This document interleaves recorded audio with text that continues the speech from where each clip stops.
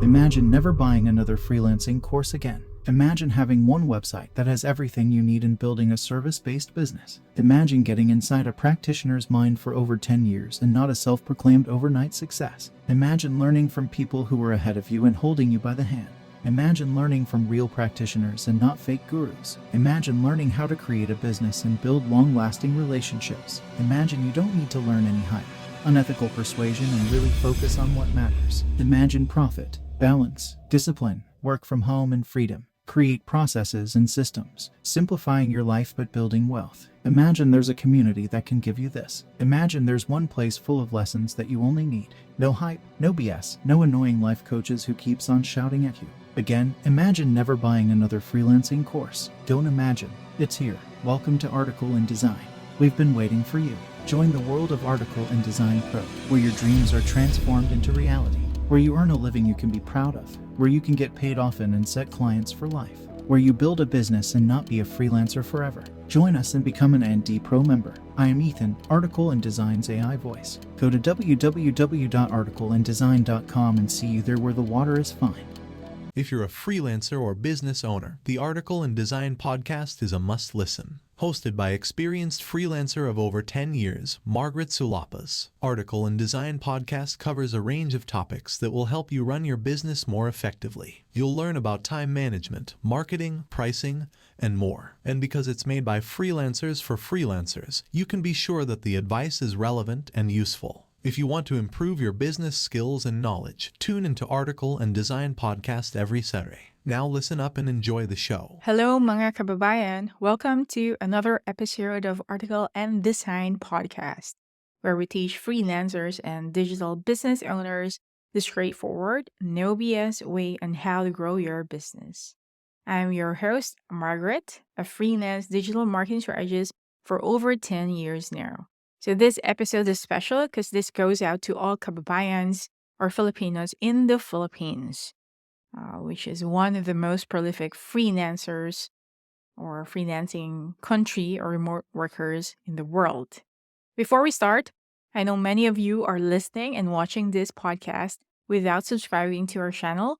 May I request to hit the subscribe button on YouTube, or if you're listening on Spotify, Apple Podcasts, or wherever you consume your podcast, please follow us, give us a star, and give us a review, because in this way, guys, you are helping us create more valuable content for you.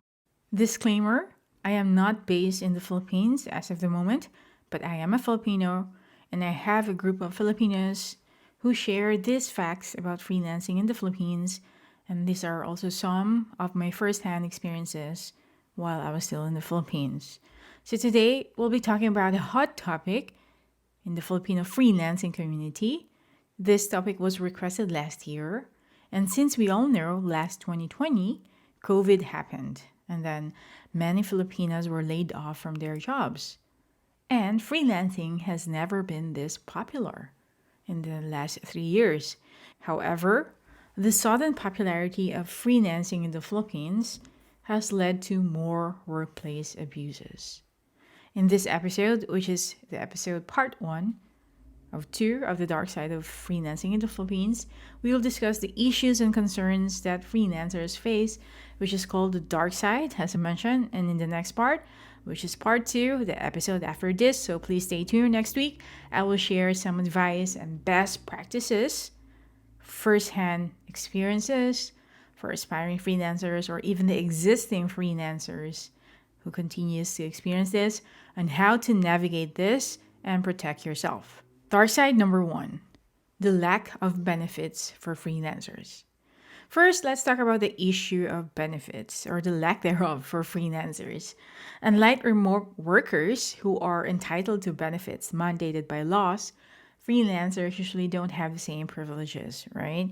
So there's no work, no pay, no paid leaves, sick leaves, holiday pay, and sometimes even no overtime or bonuses. It really depends. But I myself, as a hiring manager, I actually provide bonuses or, for example, if it's your birthday or like holidays or Christmas to our outsourced workers. So it really depends. The problem is not everyone is lucky enough to earn a high rate that compensates for the absence of these benefits. So not all freelancers are six-figure earners or six-figure freelancers, quote unquote, as they claim, right? So many freelancers are aspiring, or those that are beginner freelancers, they usually accept low-paying jobs, sometimes as low as $1 per hour, which is barely enough to make ends meet. These missing benefits can make freelancing a tough choice for many Filipinos, especially when they have to weigh the disadvantages or advantages of working from home against the financial insecurity that comes with freelancing. The challenge for freelancers is to negotiate a fair compensation that makes up for the absence of these benefits. And of course, to find clients who value their work and their time. And how to do that, I'll discuss more on this on the part 2. But in this episode, we're going to discuss the dark sides. Right, so that's dark side number 1, which is the lack of benefits. Dark side number 2 is freelancers can be easily disposed of. All right, so I'm not just saying this happened many, many times. And I know, I think 1 or 2 freelancers who were just disposed of last month because they're cost cutting. All right. So another concern is the insecurity of being a freelancer. Imagine having a full-time client who suddenly ghosts you and they just decided, hey, we're going to cut costs. We're going to fire you. We don't have any budget for you. So leaving you with no source of income, back pay, or any legal recourse for unjust termination because what? You're not employed. You're just an outsourced worker and an independent contractor. All right. This can put full-time freelancers at a very high risk, especially those who has families. And dark side number 3, building your portfolio as a cover for free service. All right. So I've seen this a couple of times and my stand on this is very firm. So next, we have this issue of building your portfolio being used as an excuse for unpaid work. There are a lot of freelance coaches who are teaching you this. So some companies or clients take advantage of aspiring freelancers by offering them internships or these opportunities that you can work for us and make this as your portfolio. So claiming that the experience will be valuable for building their portfolio. Or probably if you work for us for free, we can decide if we're going to hire you or something, right? So there's nothing wrong with that, but we'll discuss that in the next episode, how to navigate that properly. But if you just look at this on the perspective that it is a cover for free services that you're offering, then that's wrong. So you're actually spending time, effort, money, etc. for unpaid work, right? So however, these so-called internships, say for example, often come with heavy workloads and minimal or no compensation. I talked with a specific freelancer in Makati, Philippines, who has a first-hand experience with regards to this. So they were promised a job once they enroll in the course. So they enrolled in a specific course, package, academy, what have you. But then again, after they finish the course, they were told that, hey, you need to work 300 hours as an intern to be given a chance, okay, quote unquote, chance to be hired. Right? So it's not yet an insurance, it's a chance. And these 300 hours are unpaid. Tell me if this is not bullshit. This is clearly a bullshit offer. Right? So here are some points to consider. Number 1, exploitative internships. So some employers use the guise of internships to get free or cheap labor. These internships may require freelancers to work on projects that should be done by paid employees in some companies, but without the proper compensation, or in some cases, they don't pay you, right? So number 2, you have to consider also that when you work for free, you're devaluing your work. So by accepting unpaid or underpaid internships, freelancers may contribute to the devaluation of your work. So this could lead to a race to the bottom, which we can see is happening. So where clients also expects freelancers to work for a very low rate or even for free, especially in the Philippines. Number 3 is time and effort investment. So you have to also consider this one before you build your portfolio for free. So freelancers should be mindful of the time and effort you put into unpaid or underpaid internships or work, because it's essential to weigh the potential benefits against the sacrifices you're making in terms of time, energy, and potential income from paid projects.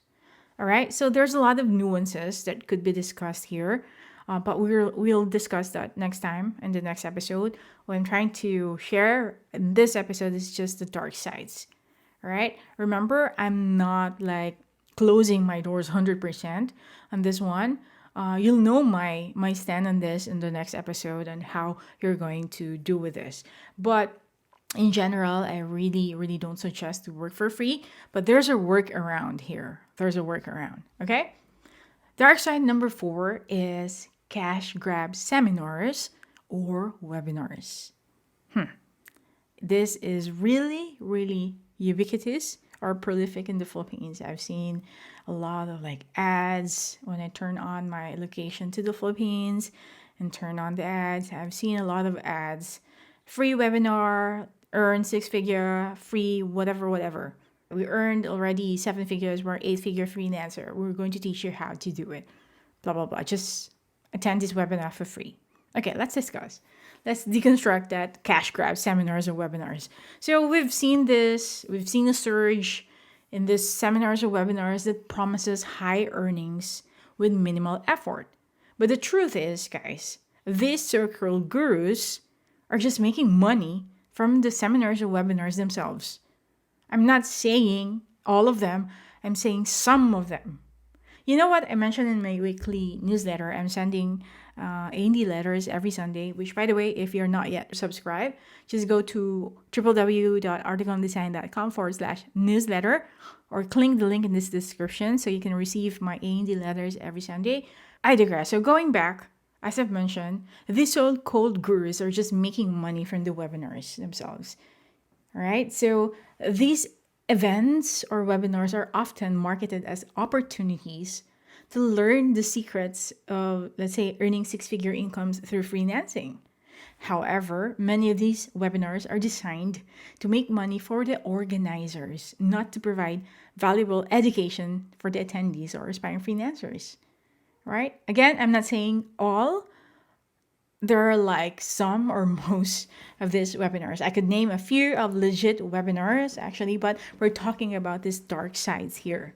Here are some red flags to watch out for this cash grab webinar. So number 1, unrealistic promises. So be wary of seminars that make exaggerated claims about how much money you can make or how quickly you can achieve success, like in 6 days, 7 days. Gosh. All right, 7 days. Freelancing, like any other career, takes time, effort, and dedication. All right.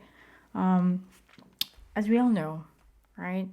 So you can't just be a millionaire in 7 days. Of course, yes, you can probably spruce up your portfolio in 7 days or build your website, but that's halfway. That's not even halfway. That's just one part of it. One of the many moving parts that you'll do. The problem with this freelance coaches, they're not being transparent that it's just part and parcel of the many, many things that you need to do. All right? So number 2 is high pressure sales tactics. Some webinar organizers use high pressure sales tactics to get attendees to sign up for expensive courses and materials. So they argue that this is persuasive marketing, Margaret. We're only using persuasive marketing. That's why we're putting some pressure. So be cautious of anyone who tries to put pressure on you into making a purchase without giving you time to research and make an informed decision. Right? Because right off the bat, you know exactly what they're after. Number 3 is the lack of transparency. If a webinar organizer is unwilling to provide clear information about their background, credentials, or the content of their courses, or even if they showed you something is very unclear, right, of their like probably history, it could be a sign that they're more interested in making money than in helping you succeed as a freelancer. So you have to check their background and even their profiles. So if they call themselves a designer, check their designs. I think I've seen one of the many freelance coaches who call themselves a designer, but when I tried to search the profile online, oh my God, it's like It's like not being done by a professional designer. All right. So probably she or he just proofs out something on Canva and put it there as her portfolio, but actually she's not a designer or he's not a designer. If they argue they know what they're doing, they should have footprints online that you can check. All right. So these are 4 of the many dark sides of freelancing in the Philippines or in the Filipinos in the Philippines. So in part 2, I'll give you the best practices on how to avoid this and how to navigate this, how to find a workaround in building your portfolio and without falling trapped to these dark vaders, all right? Or to these like leechers or these fake gurus. Again, to recap, the 4 dark sides that we discussed in this episode are: number 1, the lack of benefits for Filipino freelancers. Number 2, freelancers can be easily disposed of. Number 3 is building your portfolio as a cover for free service. And number 4 is cash grab seminars or webinars or workshops. That's it for today's episode, guys. I hope you found our discussion insightful and helpful. Check out part 2 next week. Please stay tuned because I'll share with you the best practices on how to navigate this.